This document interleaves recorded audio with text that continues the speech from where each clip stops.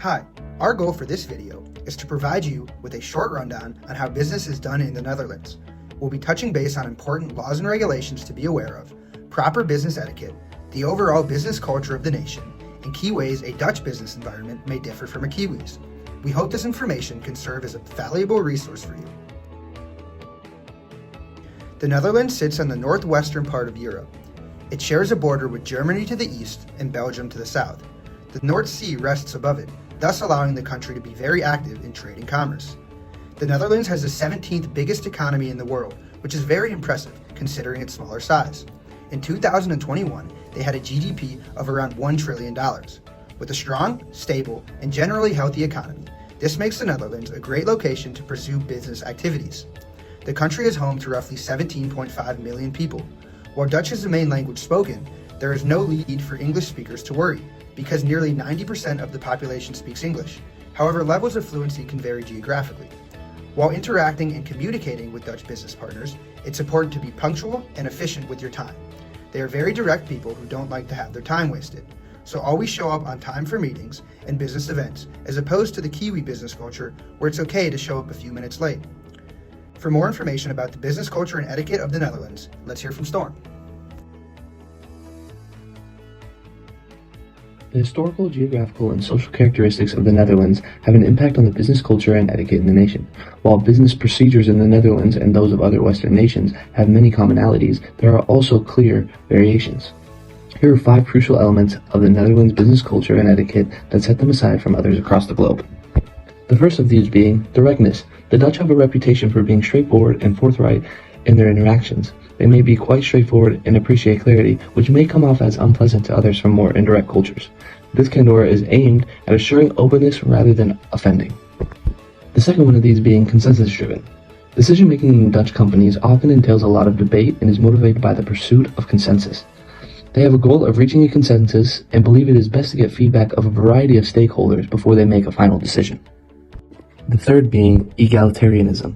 There is no hierarchy in Dutch society, and this egalitarianism can be seen in the country's economic culture as well. The majority of organizations have flat hierarchies, and everyone is expected to contribute their thoughts and ideas. Instead of being perceived as leaders from on high, managers are seen as a part of a team. Work-life balance being the fourth one. The Dutch put a significant amount of importance on maintaining a healthy work-life balance. Even at senior levels, working part-time is typical, and working extensive hours is not considered a badge of respect.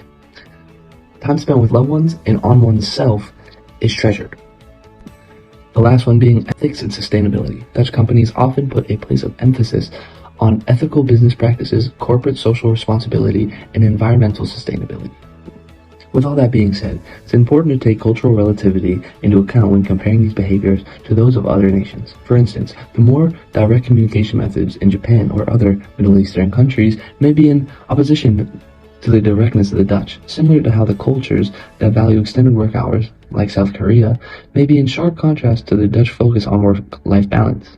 Keep in mind that every conversation must be approached with an open mindset, since every individual experience may differ. When it comes to the legal and regulatory environment of the Netherlands, it is important to work with local advisors to understand Dutch tax laws, regulations, and business structures. Really, this tip works for any international business operations, but it's especially important in the Netherlands, where there are some specific and complex laws and regulations that businesses need to be aware of, such as the 9 corporate tax payments that are to be made each year, which take an average of 127 company hours to file. If a business is not prepared for this amount of work on tax payments, they'll struggle to keep up with the domestic Netherlands businesses that are aware of the strict regulations. Additionally, there's no public registry coverage, which can make getting credit a little tricky. As well as this, in most cases there are residential and commercial zoning for particular areas, meaning a business will have to get special permission to use an employee's home as a business venue, unless it's specifically allowed by the landlord. With all of these rules to be aware of, the Netherlands may seem like a daunting market to attempt to break into, but the purpose of most of these laws and regulations is not necessarily to prevent businesses from operating in the country, but to ensure that it's done in the right ways. This means that international businesses can be successful in the Netherlands, but they need to ensure that they get ahead of the game when it comes to legal requirements. Once all the hoops have been jumped through, the Netherlands government actually wants to promote international businesses in their country, so you'll be successful as long as you plan in advance and accept that you may have to allow for a few weeks of behind-the-scenes work before your business can officially operate there. Overall, we believe that this market should be looked at as a favorable market for international business expansion, and we hope that the tips and tricks from this video will give our viewers an advantage when it comes to doing business in the Netherlands.